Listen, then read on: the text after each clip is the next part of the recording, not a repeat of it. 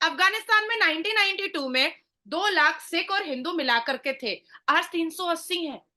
कहाँ गए बाकी के? कहाँ गए? पाकिस्तान में आजादी के वक्त 23.7% हिंदू और सिख थे, आज 1% है। कहाँ गए? क्या हो गया उनको? आज पाकिस्तान में महरंग बलोच की बैठ करके अपने लोगों को वापस मांग रही है। उनके कई लोग मर चुके हैं, फेफड़े और कलेजे कहीं और फेंक दिए गए हैं। तो इन हिंदू और सिखों के साथ क्या किया पाकिस्तान के मुसलमानों ने? मैंने कहा था ना कि सनातन धर्म में ना भगवान भगवान कहते हैं कि भगवान से ना डर, ईश्वर से ना डर, अपने कर्मा से डर। तो जो बोएगा वो तू पाएगा। तो हाँ, जिन्होंने बैन किया था, आज उनको मोदी जी शट अप कॉल दे रहे हैं। ठीक तो है। कर्मा इज एक्चुअली बूमेरैंग कि आज भारत अपने गोल्डन ईरा में चल रहा है। भारत जो कभी एक खंडर हुआ करता था, और आज भारत वाकई में एक महल बन चुका है, एक खूबसूरत महल, जिसके सिविलाइजेशन को, जिसके संस्कार को, जिसकी सभ्यता को अरब जैसा देश भी फॉलो कर रहा है। और आप खुद आबू धाबी से होकर के आए हैं। दूसरी चीज़, एक साइड पे इंडिया इंडिया के जो मतलब एनालिस्ट हैं, वो ये बात करते नज़र आ रहे हैं यूएस के हवाले से। एक साइड पे हम ये देखते हैं कि चाइना बाकायदा प्रेज़ करता, तारीफ़ करता नज़र आ रहा है इंडियन टेक्नोलॉजी की, अग्नि 5 की खबरों के मुताबिक। क्या समझती हैं? चाइना के साथ भी मतलब चाइना भी किसी साज़िश का हिस्सा बन गया है या चाइना भी इंडिया के हाथों बिक गया है? क्या कहना चाहेगी इसके ऊपर? या मुझे चाइना समझ भी नहीं इंडिया या आता है। चाइना को भी मोदी जी ने खरीद लिया है? मैं पूछना चाहती हूँ कि जिस एपीजे अब्दुल कलाम को भारत का हिंदू मिसाइल मैन कहकर अपने सर मत्थे बिठाता है, उसी एपीजे अब्दुल कलाम के जनाजे की नमाज में चंद मुसलमान क्यों खड़े थे? और उसी वक्त, उसी लम्हे याकूब मेमन के जनाजे की नमाज में, एक आतंकी के जनाजे की नमाज में ठेलम ठेल और मुसलमानों का सैलाब क्यों आन पड़ा था? मैं पूछना चाहती हूँ तमाम मुसलमानों से कि उसामा बिन लादेन के मरने के बाद अब्दुल्ला और मुफ्ती के होते हुए भी कश्मीर में उसामा बिन लादेन जैसे आतंकी के जनाजे की नमाज क्यों पढ़ाई गई? पहुंच सके। वित्त मंत्री निर्मला सीतारमण ने पाकिस्तानी अल्पसंख्यकों के बारे में बताया। पाकिस्तान के अल्पसंख्यकों में सबसे ज्यादा संख्या हिंदुओं की है। निर्मला सीतारमण ने जो बताया, अब हम उसकी तस्वीरें सबूत के साथ दिखाएंगे। पाकिस्तान से आई हमारी अगली रिपोर्ट में पाकिस्तानी हिंदू खुद अपने ऊपर हो रहे अत्याचार के बारे में बताएंगे।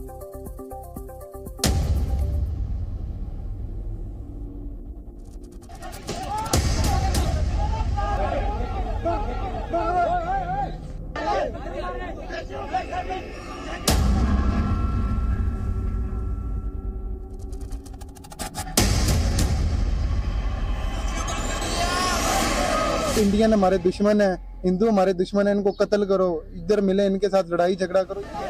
हिंदुओं से पाकिस्तान की नफरत का पहला सबूत। Supposed to Pakistan, which was formed at the same time India was divided into two Pakistan. Pakistan declared itself an Islamic country, but however is said, minorities will be protected. Every minority has been dwindling in its number, or if I may use the word which is harsher, decimated in Pakistan. हिंदुओं को target करने वाले पाकिस्तान के बारे में निर्मला सीतारमण ने जो कहा, पाकिस्तान में सेम टू सेम वही हो रहा है। पाकिस्तान में हिंदुओं का वजूद मिटाने का एक सबूत ढूंढते हैं तो हजार मिलते हैं। पाकिस्तान के शहरों और गांवों की बात छोड़िए, पाकिस्तानी पार्लियामेंट में भी हिंदू सांसदों पर मजहब बदलने का दबाव डाला जाता है, और अगर कोई हिंदू सांसद इसके खिलाफ आवाज उठाए तो पाकिस्तानी उसे भी टारगेट करते हैं। पाकिस्तान के हिंदू सांसद दानिश कुमार को सफाई देनी पड़ी। ट्वीट करके ये बताना पड़ा कि किसी ने भी उन पर मुस्लिम बनने का दबाव नहीं डाला।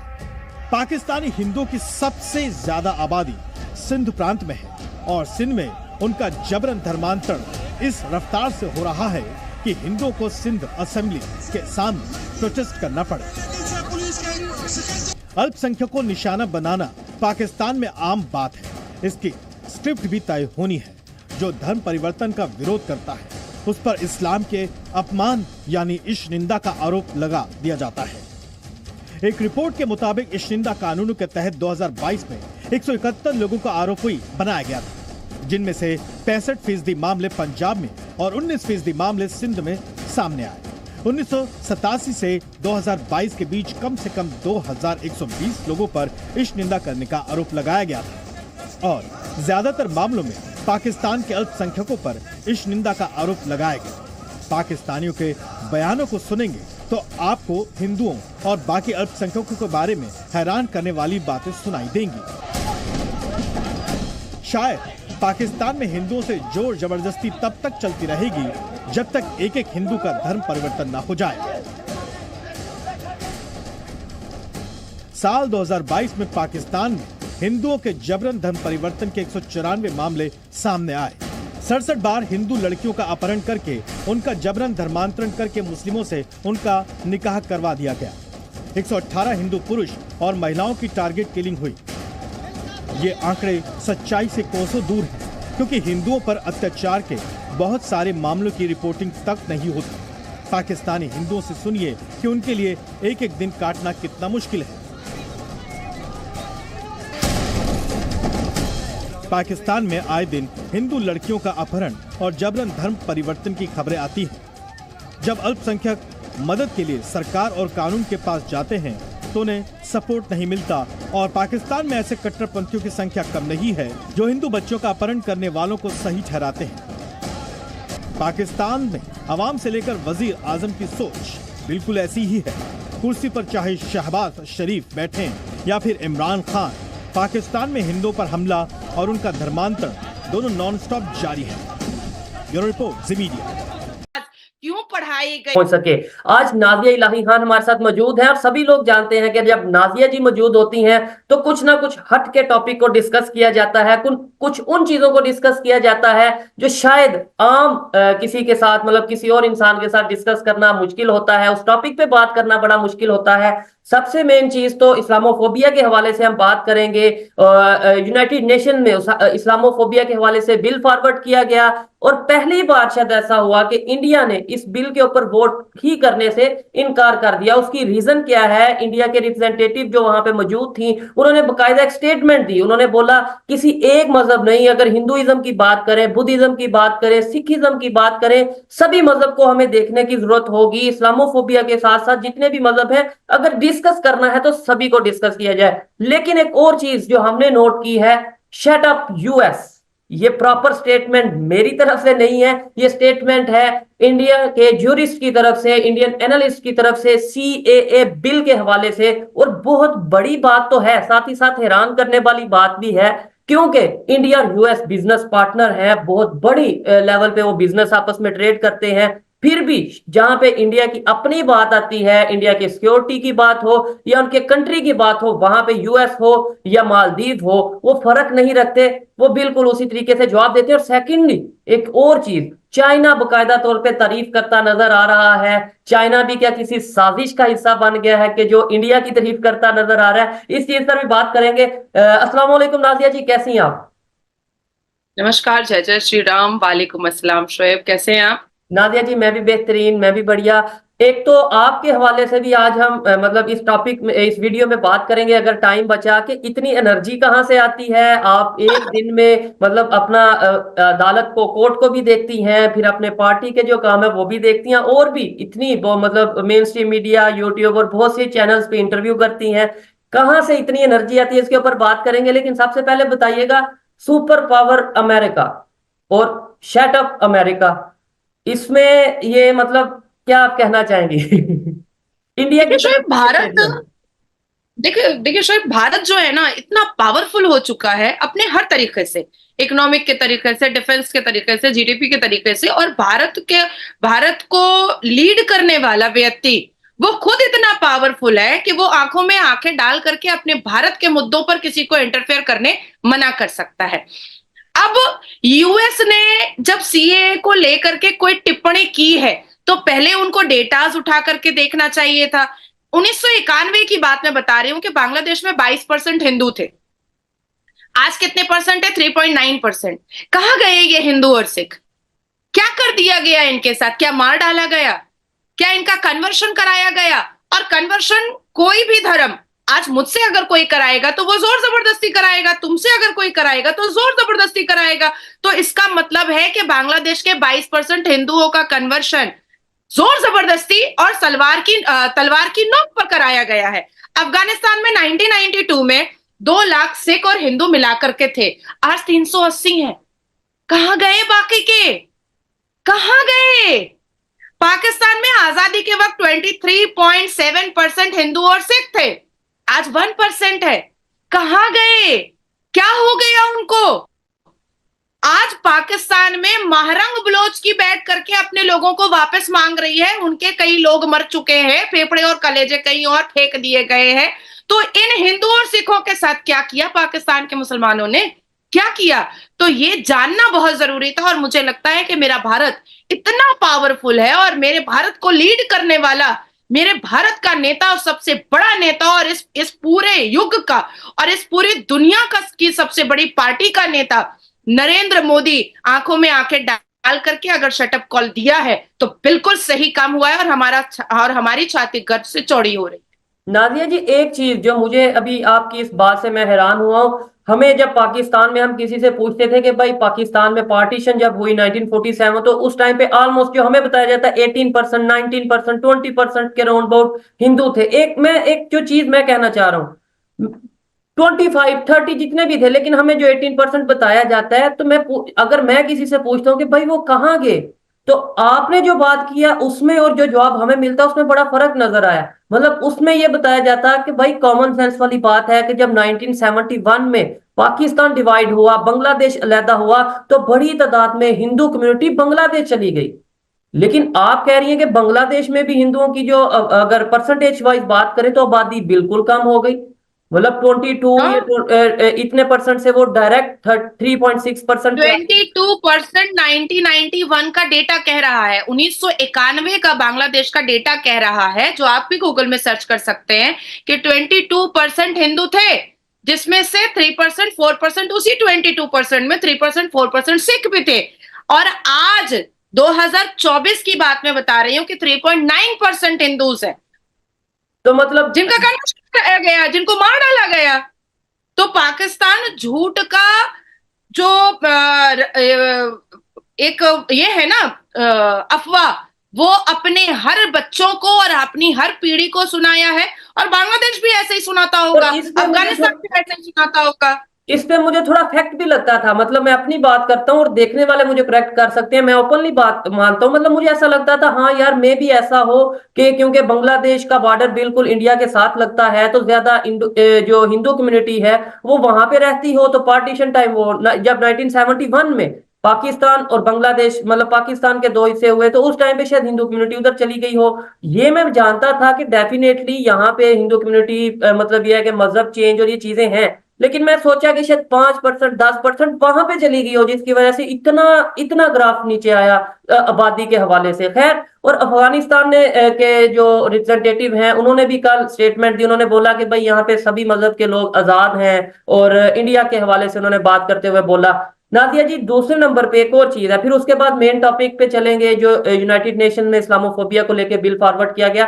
दूसरी चीज, एक साइड पे इंडिया के जो मतलब एनालिस्ट हैं वो ये बात करते नजर आ रहे हैं यूएस के हवाले से। एक साइड पे हम ये देखते हैं कि चाइना बकायदा तारीफ करता नजर आ रहा है इंडियन टेक्नोलॉजी की, अग्नि 5 की खबरों के मुताबिक। क्या समझती हैं, चाइना के साथ भी मतलब चाइना भी किसी साजिश का हिस्सा बन गया है, या चाइना भी इंडिया के हाथों बिक गया है? क्या कहना चाहेगी इसके ऊपर? या चाइना समझ भी नहीं इंडिया आता या चाइना को भी मोदी जी ने खरीद लिया है? वाकई में इतना आसान होता है सबके उसूलों को, सबके रूल रेगुलेशंस को, सबके दिमाग को, सबके जज्बात को खरीदना? सच में इतना आसान होता है? नहीं, मुझे ऐसा हमारे इधर तो लगता ये है कंसेप्ट दिया कि जाता है ना। मोर देन 1.9 बिलियन हिंदुओं के बीच में रह करके भी आज भी नाजिया इलाही खान मुसलमान है। तो मेरे जज्बात को, मेरे उसूलों को, मेरे इस्लाम को तो कोई नहीं खरीद सका। और लोग मुझे ऐसे ही एक्सेप्ट करते हैं और पसंद करते हैं। लोग मुझे इसी तरह से पसंद करते हैं। मेरा 4 दिन का दौरा था दिल्ली में और मैं रोजे में थी, लोगों ने मुझे ऐसे ही पसंद किया, इसी हालात में पसंद किया। देखिए, चाइना बर्बाद होने के कगार पर है, ये किसी से छुपा नहीं है। चाइना ने एक एक रेजोल्यूशन निकाला कि 2029 तक वो इस्लाम नाम का कीड़ा खत्म कर देगा चाइना से। मुसलमानों के अंदर जो एक इस मजहब का जो एक सेंटिमेंट है वो खत्म कर दिया जाएगा। और चाइना जीडीपी बोलिए, इकोनॉमिकल बोलिए, या चाइना की चीजें जिस हिसाब से मेड इन चाइना की चीजों को जिस हिसाब से स्प्रेड कराया गया था, वो सारी चीजें अब धीरे धीरे एक बॉक्स में बंद होती हुई नजर आ रही हैं। यही चाइना है। और मैं आपके साथ ही सेशन पे बैठी थी जिसने आंध्र प्रदेश को लेकर के टिप्पणियां की थी जी कि तुमने क्यों हाँ, सुरंग ये बना दिया, हमारा एरिया अब तो है। तुम ये कर दोगे, अब तो तुम वो कर दोगे। तो चाइना एक ऐसी चीज है, एक ऐसा देश है जो कब क्या बोलेगा ये उसको खुद भी पता नहीं है। उसको जहां फायदा दिखेगा वो भारत की तारीफ करता है, और जैसे ही 2 घंटे के बाद उसको लगेगा कि नहीं अब हमको भारत की बुराई करनी चाहिए, तो वो भारत की बुराई कर देता है। तो मैं एक्चुअली में चाइना को ना भारत सीरियस ले रहा है और ना ही भारत के जितने भी इंटेलिजेंस डिपार्टमेंट है वो सीरियस ले रहा है। वो अपनी मनमर्जी से कभी तारीफ करता है और कभी कटाक्ष करता है, वो कर सकता है, पर बर्बादी चाइना की तय है, ये नजर आ रहा है। ठीक है। और मैंने ये इस सेंस में बोला कि क्या चाइना को या चाइना की मीडिया को भी इंडिया ने खरीद लिया, क्योंकि पाकिस्तान में ये एक आम तासुर है। मतलब हर एक इंसान की जुबान पे, खासतौर पे जो मीडिया की फील्ड से, हर एक की जुबान पे ये रहता है कि मोदी मीडिया, मतलब इंडिया में जितने भी मीडिया चैनल हैं, एक दो नहीं, जितने भी मीडिया चैनल हैं, सभी को Indian prime minister Narendra Modi साहब ने खरीद लिया है। और इवन पाकिस्तान में भी मैं अक्सर शोएब आपको एक इंसिडेंट बता देना चाहती हूँ। एक इंसिडेंट मैं बता देना चाहती हूँ कि गोदी मीडिया और मोदी जी मीडिया जी मुसलमानों का एक नारा है, चाहे वो पाकिस्तान के मुसलमान हो चाहे वो भारत के मुसलमान हो। मैं हर रोज नेशनल न्यूज चैनल पर बैठती हूँ और जब भी मैं अपनी बातों को रखती हूँ तो सामने वाला कोई वारिस पठान हो या सैयद जवाद हो या मौलाना साजिद रशीदी हो, मैं तो नाम लेकर के बात करती हूँ, मैं डरती नहीं। वो लोग कहते हैं, एंकर को कह देते हैं कि आप तो गोदी मीडिया है, ऐसे मुंह पर बेइज्जत करते हैं। अब मैं पूछना चाहती हूँ कि 1971 में जब बांग्लादेश और पाकिस्तान के बीच में वॉर चल रहा था और अफरा तफरी का माहौल था, और जिसका जिसका इफेक्ट भारत पर भी था, क्योंकि यहां से ये दो जगहों से जो लोग जिंदगी बचाना चाहते थे वो घुसपैठिए हमारे भारत में भी घुसने की कोशिश में लगे हुए थे। ऐसे नाजुक मौके पर मारुति प्रोजेक्ट को लेकर के संजय गांधी, इंदिरा गांधी और राजीव गांधी ने जो नंगा नाच खेला था और अपने ही देश को लूटने के लिए अरबों खरबों रुपए का जो एक षड्यंत्र और साजिश बनाया था, उसको भी तो गोदी मीडिया ने गांधी परिवार के उस साजिश को भी तो छुपा लिया। 11 साल का राहुल गांधी और उससे कुछ बड़ी या छोटी प्रियंका वाड्रा, वो भी बोर्ड मेंबर थे, वो भी बोर्ड मेंबर थे। सोनिया गांधी, वो जिस समय में आईपीएस और आईएएस ऑफिसर्स जब 40 रुपए और 180 रुपए कमाया करते थे, उस बोर्ड ऑफ डायरेक्टर होने पर सोनिया गांधी को 2500 रुपए मिला करते थे और साथ में नौकर सर्वेंट्स मिला करते थे, गाड़ियां मिला करती थी। और जब बाद में सर्वे किया गया उस मारुति गाड़ी का तो पता चला कि ये टीन का डब्बा है और लोगों को बेवकूफ बना करके उनसे पैसा टानने का एक बहुत बड़ा प्रोजेक्ट गांधी परिवार ने निकाला है और देश को खोखला करने की साजिश गांधी परिवार ने की है। कहाँ है ये न्यूज? दिखाया जाए मुझे, लेकिन मैं दिखा सकती हूँ कि कहाँ है ये न्यूज और कहाँ छुपाया गया है इस न्यूज को। गांधी परिवार के इतने बड़ी चोरी को कहाँ छुपाया गया है वो मेरे पास है। तो ठीक है। गोदी मीडिया तो गांधी परिवार रखा हमेशा, हम तो खुले आम रखे हैं। आप मेरे को बिठाते हैं, आप जो पूछते हैं मैं तथ्य के साथ उसका जवाब देती हूँ। मैंने तो कभी नहीं आपको बोला कि शोएब आप ये मत पूछिए। डेफिनेटली मैंने कभी अक्सर नहीं ये भी बात की, मैंने तो ओपनली बोला कि जी आप क्यों इतनी तारीफ करती हैं Indian prime minister Narendra Modi साहब की, आप क्यों इतनी तारीफ करती हैं। मतलब आपने उसका लॉजिकल जवाब दिया। लेट्स सवाल करना, आप किसी भी प्लेटफॉर्म पे जाते हैं, सवाल आपसे हो सकता है, हाँ एथिकल क्वेश्चन होना चाहिए, लॉजिकल क्वेश्चन होना चाहिए, चाहे वो आपके हक में हो चाहे आपके अगेंस्ट हो। लेकिन आप उसका अगर जवाब ना आए तो आप ये कह दो कि जी ये तो आपको फंडिंग है, आपको तो खरीदा गया है, तो ये समझ लें कि किसी के नॉलेज के कम होने की निशानी है या किसी के ज़र्फ के कम होने की निशानी है या इंसानियत कम होने की निशानी है। मतलब आपको मुझ में कोई चीज गलत नजर आती है, आप उसे डिबेट के थ्रू बात करें, इल्जाम न लगाएं। आप में या किसी में भी कोई चीज आपको लगता है कि ये गलत कर रहे हैं, तो आए, हिम्मत करें। मैं तो हमेशा खास तौर पे आपके प्रोग्राम के हवाले से कहता हूं कि भाई किसी को अगर इस इंसान से, इस व्यक्ति से, इस वुमेन से कोई भी इशू है, तो आए, बैठे, बात करें। मैं भी ये गलत हूं, मैं खुद कहता हूं मैं भी हाँ, नाज़िया खान हाँ। गलत बोल रही हूँ, तो आए आप बात करें। मेरा सवाल है, उन्होंने जवाब दिया, मेरा काम है सवाल करना, उन्होंने जवाब दिया। अब वो ठीक लगे किसी को गलत लगे, तो जिसको गलत लगे वो आके विद लॉजिक गलत साबित कर दे। मैं खुद बोलूंगा, शायद नाज़िया इलाही खान भी बोले कि हाँ भाई मैं गलत साबित हो गई हूँ, मैं भी ऐसा हो। तो खैर आगे बढ़ते हैं, ये तो एक टॉपिक से थोड़ा हट रहे थे। नाज़िया जी ये बताइएगा कि, और एक और चीज मैंने Indian prime minister Narendra Modi साहब के हवाले से ये भी सुना है कि ये वही यूएस था जिसने 8-9 साल यूएस में, अमेरिका में नरेंद्र मोदी साहब की एंट्री को बैन रखा है। मतलब ये खबर हम सुनते हैं और आज वही यूएस को ये चीजें सुननी पड़ रही हैं, यानी कर्मा भी इसमें जो एक कंसेप्ट दिया जाता है वो देखने को मिल रहा है। मैंने कहा था ना कि हम सनातन धर्म में ना भगवान भगवान कहते हैं कि भगवान से ना डर, ईश्वर से ना डर, अपने कर्मा से डर। तो जो बोएगा वो तू पाएगा। तो हाँ जिन्होंने बैन किया था, आज उनको मोदी जी शटअप कॉल दे रहे हैं। ठीक तो है। Karma is actually boomerang. Nadia ji, अब टॉपिक ये है कि इस्लामोफोबिया के हवाले से बिल फॉरवर्ड किया गया, और पहले ये होता रहा है कि इंडिया हमेशा इस बिल को सपोर्ट करता है कि भाई हाँ ठीक है, ऐसा कुछ भी नहीं होना चाहिए किसी मजहब के अगेंस्ट, या किसी मजहब को लेके इस तरीके से कुछ भी ऐसा नहीं होना चाहिए। लेकिन इस दफा उन्होंने ये बोला है कि अगर मजहब की बात करनी है, मजहब से डर की बात करनी है, या मजहब के अगेंस्ट इस तरीके से जो चीजें फैलाई जा रही हैं उसकी बात करनी है, तो वो सिर्फ एक मजहब नहीं, वो हिंदुइज्म भी होगा, फिर वो सिखिज्म, बुद्धिज्म, जैनिज्म, या जितने भी मजहब हैं उन सब के हवाले से होगा, रिलीजियस के हवाले से होगा, किसी एक के हवाले से नहीं। क्या कहना चाहेंगे इस चीज पे आप? बहुत बहुत अच्छा टॉपिक है, और इस पर हम दोनों बहुत अच्छे से एक्सप्लेन मतलब बातचीत कर सकते हैं, कन्फ्रंट कर सकते हैं। देखिए, आज भारत अपने गोल्डन ईरा में चल रहा है। भारत जो कभी एक खंडर हुआ करता था, और आज भारत वाकई में एक महल बन चुका है, एक खूबसूरत महल, जिसके सिविलाइजेशन को, जिसके संस्कार को, जिसकी सभ्यता को अरब जैसा देश भी फॉलो कर रहा है। और आप खुद आबू धाबी से होकर के आए हैं। आपने तहजीब व तमद्दन, संस्कार और संस्कृति को का मिलाप होते हुए अपनी आंखों से देखा है उस मंदिर की प्राण प्रतिष्ठा के वक्त में। मुझे ऐसा लगता है शोएब के मजहब या धर्म सम्मान और इज्जत करने की चीज है, डरने की चीज नहीं है, या डराने की चीज नहीं है। अगर कोई मजहब चिल्लाकर ये कहता है कि आप के धर्म को हम क्रिटिसाइज करेंगे पर आप मेरे मजहब को क्रिटिसाइज ना करें, तो ये नहीं चलेगा, ये बिल्कुल नहीं चलेगा। भारत के मुसलमान अगर वाकई में नहीं चाहते हैं कि किसी भी तरीके की जिहादी, आतंकी या जंगजू एक्टिविटीज भारत में हो और भारत का नाम खराब हो, तो मैं पूछना चाहती हूं कि 38 मुसलमान आतंकी को जब अहमदाबाद ब्लास्ट मैटर में अहमदाबाद कोर्ट ने फांसी की सजा सुनाई थी, तो भारत के जमायतुल उलमाए हिंद ने अपनी तिजोरी और ताकत का पूरा पोटला क्यों खोल दिया था उन आतंकियों को बचाने के लिए।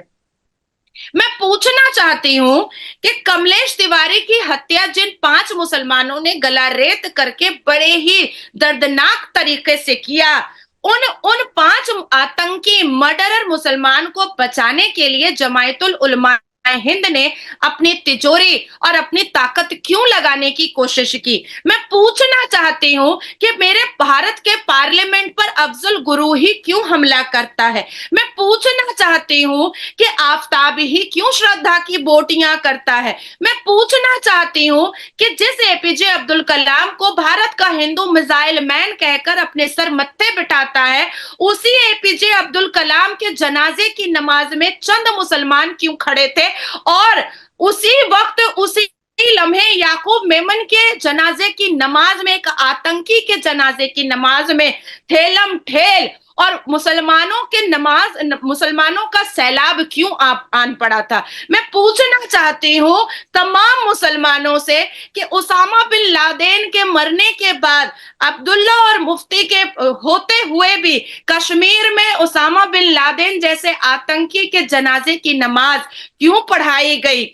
मैं पूछना चाहती हूँ कि रोहिंग्या मुसलमानों को बसाने के लिए फरहाद हकीम बंगाल में और अमानतुल्लाह दिल्ली में ऐसे राइट कराने के लिए क्यों उतावले हो जाते हैं। मैं पूछना चाहती हूँ कि मदर टेरेसा को, जिसको मैं भी सम्मान करती हूँ, उनको इंदिरा गांधी जी ने इतनी ज्यादा छूट क्यों दी थी कि वो क्रिश्चियनिटी को स्प्रेड कर रही थी और वो हिंदुओं को क्रिश्चियन में कन्वर्ट करा रही थी। ये वही मदर टेरेसा है जिन्होंने अस्पताल खुलवाए थे कांग्रेस की सरकार से पैसे डोनेशन ले लेकर के और बड़े बड़े उद्योगपति से डोनेशन लेकर के, पर वो जब खुद बीमार हुई तो वो विदेश चली गई अपने इलाज के लिए। क्यों? मैं पूछना चाहती हूं कि बांग्लादेश के 22% हिंदुओं का कन्वर्शन क्यों कराया गया। मैं पूछना चाहती हूं कि अफगान के 2 लाख सिखों का और हिंदुओं का कन्वर्शन क्यों कराया गया। मैं पूछना चाहती हूं कि 23.7% हिंदू सिखों का कन्वर्शन पाकिस्तान में क्यों कराया गया। मैं पूछना चाहती हूं और बहुत खुले अल्फाज में पूछना चाहती हूं कि आसिफा और बिल्किस पर छाती पीटने वाले मुसलमान, क्या श्रद्धा हमारी बेटी नहीं थी? वो भी तो थी। लाखों लव जिहाद के मामले आए, लाखों बेटियों की इज्जत तार तार हुई और अभी हालिया में संदेश खाली में 10,000 से ऊपर हिंदू मां बहनों की इज्जत को तार तार किया गया। इसके बारे में कौन बात करेगा? शेख शाहजहां ने वस्त्र उतारे और उन महिलाओं के कपड़े उतारे शेख शाहजहां ने जिन महिलाओं के माथे पर सिंदूर था, पैर में आलता था, उनका ही कपड़ा उतारा गया। मैं पूछना चाहती हूं कि अब्दुल्ला परिवार और मुफ्ती परिवार के होते हुए भी यासीन मलिक और लश्कर तैयबा ने कश्मीर से कश्मीरी पंडितों को कैसे उखाड़ कर फेंक दिया, कैसे उनको बर्बाद कर दिया, कैसे खत्म कर दिया और कैसे उनकी बहु बेटियों के साथ बलात्कार किया, उनके कपड़े उतारे। मैं पूछना चाहती हूं कि आखिर नाजिया इलाही खान सनातनियों के भीड़ में सुरक्षित क्यों है लेकिन श्रद्धा मुसलमान के भीड़ में सुरक्षित क्यों नहीं है। मैं पूछना चाहती हूं कि 1.2 बिलियन हिंदू, हम 14% भारत के मुसलमानों की नजर में नॉन बिलीवर कैसे हो गए। 535 मिलियन सिख को हम नॉन बिलीवर कैसे बोल सकते हैं। 30 मिलियन बुद्धिस्ट को हम कैसे नॉन बिलीवर बोल सकते हैं। हम मुसलमान अपने आप को इस अथॉरिटी की पोजीशन में क्यों डालते हैं कि हम किसी के धर्म को ये कहें कि तेरा धर्म तो है ही नहीं, सिर्फ मेरा ही धर्म है। हम कैसे कह सकते हैं। मैं पूछना चाहती हूं कि बच्चे के दिमाग में ये बात डाली गई कि गांधी जी की हत्या जो है वो गोडसे ने की। बच्चा जानता है। आप कहीं भी पूरी दुनिया में कहीं भी जाइएगा, बच्चे के दिमाग में ये डाला गया। लेकिन मैं पूछना चाहती हूँ कि वजीर खान कौन था। मैं पूछना चाहती हूँ बहादुर शाह जफर कौन था और क्यों गुरु गोविंद सिंह जी के पूरे खानदान को खत्म कर दिया। कभी आग में जलाकर, कभी तेल में छान कर, कभी तवे पे पका करके, कभी छाती चीर कर, कलेजा निकाल कर। क्यों? इस बारे में कोई बात नहीं करेगा। इस बारे में कोई बात हो ही नहीं सकती है। वो दर्द, वो चीखें, वो खून की नदियां जो कश्मीरी पंडितों के साथ उनके ही कश्मीर में जो आतंकी नाच हुआ था, जो नंगा नाच हुआ था, वो उसके बारे में कोई बात नहीं करेगा। आज देश में सब्सिडी लेने वाले सबसे ज्यादा मुसलमान, आज इस देश भारत के प्रधानमंत्री की योजनाओं का लाभ उठाने वाले सबसे ज्यादा मुसलमान, आज इस देश के खूबसूरत सड़कों को इस्तेमाल करने वाले भी मुसलमान, आज इस देश को तरक्की याफ्ता देख करके अपने आप में भीतर खुश होने वाले भी मुसलमान, आज इस देश में जितने भी एजुकेशन पर वर्क हो रहा है, काम हो रहा है, उस पे अपने बच्चों को आगे खड़ा करने वाले भी मुसलमान, 2 बच्चे पैदा करने वाले टैक्स दे रहे हैं, 20 बच्चे पैदा करने वाले सब्सिडी ले रहे हैं और मुसलमान फिर भी मोदी जी को गालियां दे रहे हैं। क्यों? जानना तो पड़ेगा ना, समझना तो पड़ेगा ना। भारत बहुत गोल्डन पीरियड में है। भारत की तरक्की को अब कोई नहीं रोक सकता है। आने वाले 10 साल में शोएब, आप यकीन मानिए मेरी, मैं बड़ी जिम्मेदारी से ये बात कह रही हूं कि भारत से जुड़ने के लिए लोग घुटने पर खड़े हो जाएंगे। देश घुटना टेकेगा, अलग अलग देश, कि हमें भारत के साथ अच्छे संपर्क रखने ही पड़ेंगे। आपने मालदीव का नाम लिया, आपने यूएस के शटअप कॉल के बारे में कहा, आपने कनाडा के बारे में नहीं कहा कि आज तक मुंह छुपाते फिर रहा है। और मेरे James Bond doctor S Jaishankar ji आज भी कहते हैं दिखा प्रूफ, चल दिखा प्रूफ, और सामने पूरी दुनिया के सामने बैठकर बात करते हैं। तेरी पुलिस निज्जर को नहीं बचा सकी, तेरा सिक्योरिटी निज्जर को नहीं बचा सका, तो इसमें मेरा क्या। तो हम ऐसे हैं, हम सीना चौड़ा कर करके सामना करते हैं। आज नाजिया इलाही खान जो है ना, 50 पुलिस को लेकर के रोड पर नहीं चलती है, क्योंकि नाजिया को पता है कि वो सच के साथ खड़ी है। इसीलिए उसको छूने से पहले भी मुसलमानों को भी 10 बार सोचना पड़ेगा। मैं पूछना चाहती हूं कि आखिर लारेब हाशमी ही क्यों एक मासूम बस कंडक्टर का गला रेतता है? ये तो पूछना पड़ेगा ना। जिस इस भारत में मुसलमान को उपराष्ट्रपति बनाया गया और ना जाने कितने कितने बड़े बड़े पदों पर हामिद अंसारी साहब को बैठाया गया, फिर भी वो कैमरा के सामने कहते हैं कि भारत में मुसलमान सुरक्षित नहीं है। कल तक मैं दिल्ली में थी, आज मैं पश्चिम बंगाल में हूँ। रफी अहमद खुदवाई रोड में एक कॉलेज है, मौलाना आजाद कॉलेज, जहां आज भी जुमा में जमात लगा करके नमाज होती है। और मेरे घर से 15 मिनट के डिस्टेंस पे एक स्कूल है, चार्मिंग स्कूल, जहां जोहर की नमाज, गर्ल्स स्कूल है, जोहर की नमाज जमात खड़ी कर करके होती है। कोई मना नहीं करता है, कोई मना नहीं करता है। लेकिन राम मंदिर स्कूल में अगर बच्चियों को पूजा में खड़ा किया जाता है तो पत्थरबाजी हो जाती है। क्यों? आप ईद की नमाज में जमात खड़ी करें और रोड ब्लॉक करें तो आपको पुलिस प्रोटेक्शन मिलता है कि आपके साथ कुछ गलत ना हो जाए। पर नूह और मेवात में जब शोभा यात्रा निकलती है तो आप गोलियां चलाते हैं, आप पत्थर चलाते हैं, आप हिंदू बहू बेटियों के सिंदूर पोंछते हैं, और आप चाहते हैं कि क्रिटिसिज्म तो सिर्फ मुसलमान ही करेगा, बाकी कोई नहीं करेगा।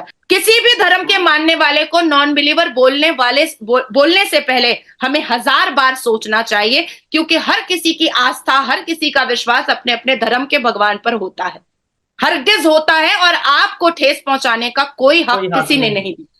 ऐसा ही है।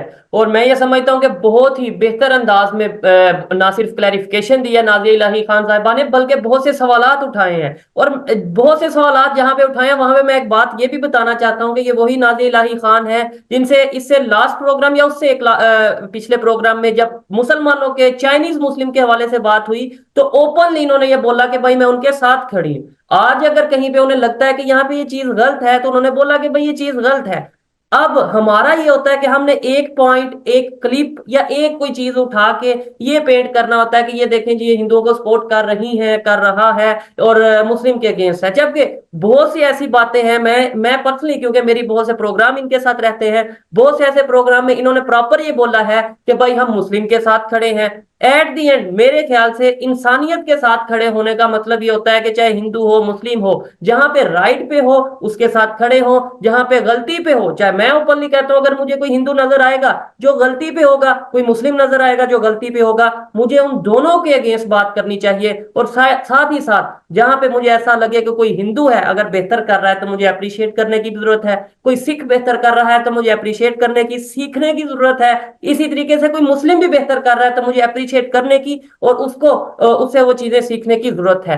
ये थी आज की वीडियो। आपको हमारी बातें कैसी लगी? मुझे तो ये डिबेट बहुत ही जबरदस्त लगी। आप इस हवाले से क्या कहना चाहेंगे कमेंट बॉक्स में जरूर बताइएगा। मिलते हैं नेक्स्ट वीडियो में, तब तक के लिए पीस आउट, अल्लाह हाफिज।